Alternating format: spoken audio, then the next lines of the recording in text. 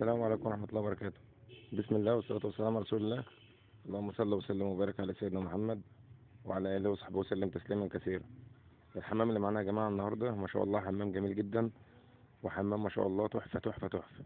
ناقص يا جماعة الواحدة لسه مركبتش، وحدة الحوض كانت ناقصة، لسه الحوض موجود بس الوحدة لسه مش موجودة، فحبينا نركب الاتنين مع بعض لما يجوا. دي فيديو يا جماعة قبل الوحدة، وإن شاء الله بإذن الله بعد ما الوحدة تركب إن شاء الله هنصور لكم فيديو بإذن الله شكل الوحدة عامل إزاي. ومعانا القعدة قاعدة معلقة، وصندوق دفن جروهي ما شاء الله يا جماعه. القعده برضو تحفه، بسم الله ما شاء الله جميله. ربنا يبارك يا جماعه لصاحب الحمام. ما شاء الله بسم الله ما شاء الله. زي ما انتم شايفين يا جماعه الشطاف ما شاء الله، خلاط شطاف سخن وساقع. الحامل منه فيه، الحامل في قلب الخلاط ما شاء الله شكله جميل. وبرضه عملناه بطريقه احترافيه بسم الله ما شاء الله.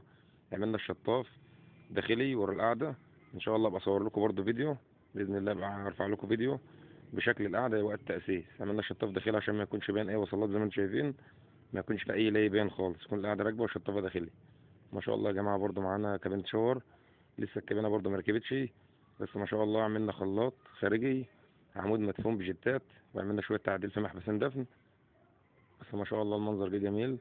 وبرضو تشغيل الجتات ما شاء الله تشوفوها بسم الله ما شاء الله جميله جدا، والضغط جميل بسم الله ما شاء الله. عملنا 6 جتات، وعملنا محبس على الجتات، ومحبس للرين شاور، وعندنا الهاند شاور معمول على محبس زاوية زي ما انتم شايفينها يا جماعة في الفيديو. عملنا برضه تأسيس غسالة نص اوتوماتيك في الحمام. وفي المطبخ ان شاء الله بإذن الله لما المطبخ يخلص هنصوره. معمول في المطبخ برضه حلة كبيرة اللي هي الحلة بمشتملاتها، خلاط شيف، وغسالة غسالة ملابس تحت الحوض. ما شاء الله يا جماعة حاجة في منتهى الجمال. ربنا يبارك لصاحبها يا رب، اللهم امين. ما شاء الله يا جماعة الحمام ما شاء الله تحفة تحفة. بس كان ناقص طبعا حاجات لسه ما ركبتش. شباك الالومنتال ما كانش راكب لسه، الباب الالومنتال ما كانش راكب، الوحده ما كانتش كملت، كابينه الشاور ما كانتش ركبت. احنا شطبنا استعجاله كده، فركبنا الحاجات الموجوده عشان ما تتكسرش. يعني هو العميل قال ركب لي القعده وركب الطلبات الموجوده عشان ما تتكسرش، بس لان عنده صنايعيه شغاله في الشقه فخاف الحاجه تتكسر.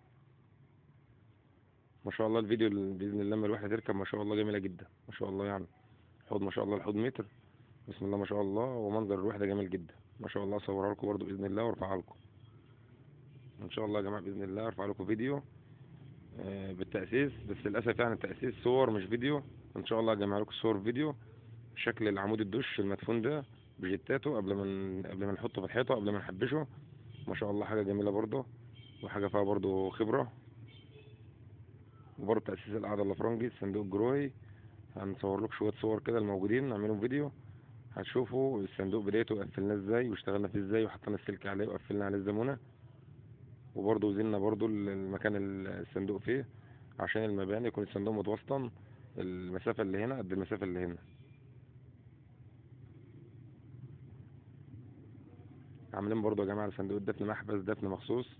دي يا جماعة حاجة مهمة في أي صندوق جروهي أو أي صندوق مدفون قاعدة معلقة، لازم يتعمل له محبس دفن مخصوص على الصندوق، عشان لو حصل أي مشكلة في الصندوق نقدر نقفل عليه لحد ما تجيب الفني أو تجيب السباك يصلح لك المشكلة، بدل ما تقفل على الشقة كلها.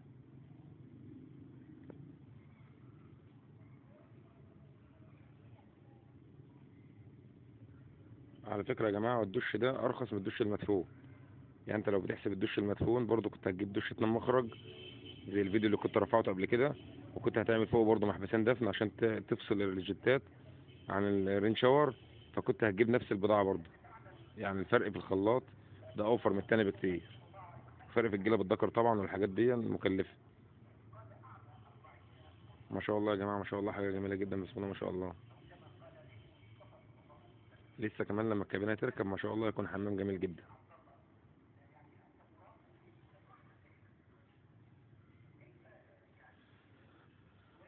طبعا يا جماعة اللي يتفرج على الفيديو الآخر ما ينساش طبعا يصلي على النبي، اللهم صل وسلم وبارك على سيدنا محمد وعلى آله وصحبه وسلم تسليما كثيرا.